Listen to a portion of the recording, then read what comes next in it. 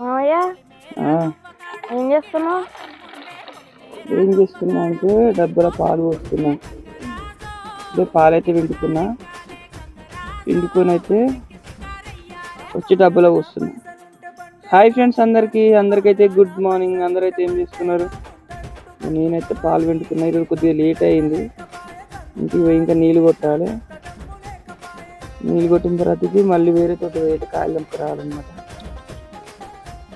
ఇదైతే మా కుక్కలు రాలే ఎమ్మటి.